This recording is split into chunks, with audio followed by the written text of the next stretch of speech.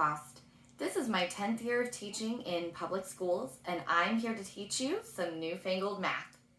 Today we're going to be learning something called balancing equations, and this is actually the start to a 4-part video series that I'm going to be making using all 4 of the operations to balance equations. In the upper grades, you're going to hear this being called comparative relational thinking. So this is one of the hardest standards that I have to teach, and I didn't actually learn how to do things like this until I was in middle school. And today, they aren't having students solve the problems the same way I was taught. So I actually had to go back and reteach myself how to solve these problems. So you will see problems, for example, like 16 plus 22 equals 6 plus 32. The way I was taught when I was in middle school was that you solve both sides. So I know that 16 plus 22 equals 38. And I know that 6 plus 32 also equals 38. So these two equations are equal. So this would be true. But that is no longer how they want them to be solving these equations. The way they want them to solve it is a little bit more complicated and a little bit more difficult. So I'm going to show you how it works, and then I'm going to show you a shortcut. We're going to start with some smaller numbers. So let's try 3 plus 4 equals 2 plus 5.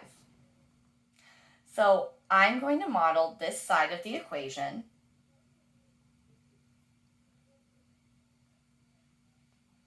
And then I'm going to try to make this side of the equation match the other side of the equation. So if I'm going to go from 3 to 2, I'm going to need to take away one of my counters.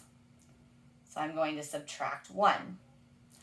Now, I cannot just take this away altogether, because if I do, I'm not going to have the same answer I did when I add my two numbers together. So instead of just getting rid of this counter altogether, I'm actually going to move it to my other addend. And then I'm going to see if this addend also matches my other side of the equation. And in this case, you can see there's 5 counters, and I have 5 as my other addend on the equation. So I actually had to add 1 to my second addend. So if there is addition on both sides of the equation, you will need to take away and add the same number to each addend. Let's look at that example I gave at the beginning, but this time we're going to model the first equation and show how we went from the first equation to the second equation to prove that it is true. So I have 16 plus 22. I am only going to draw my place value blocks for this side of the equation. So I have 1 10 and 6 1s, and I have 2 10s and 2 1s. In order to go from 16 to 6, I'm going to need to take away 10.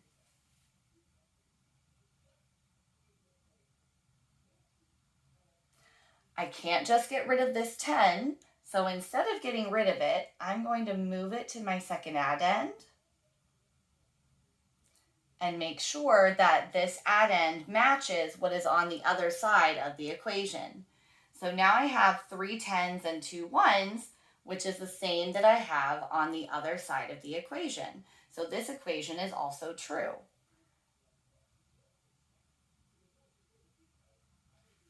Now, the way that they want them to use this reasoning is very specific. So you will hear them say things like, the equation is true because 16 is 10 more than 6, and 22 is 10 less than 32. I try to teach my students this explicitly because I know that there's always at least one test question that uses that exact same wording, and they usually have more than one answer choice that is true. Let's look at another example. I have 28 plus 34 equals 38 plus 44. Again, I'm going to model only one side of the equation. So I have 2 10s and 8 1s. And I have 3 10s and 4 1s. I'm going to look at 28 and try to figure out how I went from 28 to 38, and I must have added 10 to 28. Where is that 10 going to come from? Well, it has to come from my other addend. I can't just draw another 10 in my equation because then I will wind up with the wrong answer. So I'm going to circle one of my 10s for my other addend and move it over. So now I have 38 over here, but over here I don't have 44, I have 24. So this equation would be false. You can also use this method to find the unknown in an equation. So for example, you have 41 plus 21 equals 46 plus x. I can look and see that in order to go from 41 to 46, I had to add 5. If I add 5 to this addend, I have to take it away from this addend. So I'm going to draw my arrow, 21 minus 5, and I know that 21 minus 5 is 16. So x must equal 16. Well, there you have it, balancing equations with addition. If you liked this video, please like and subscribe and hit that notification bell so you get notified every time I put out new videos. Tune in next week when I'll be going over balancing equations with subtraction. Until then, thanks for watching.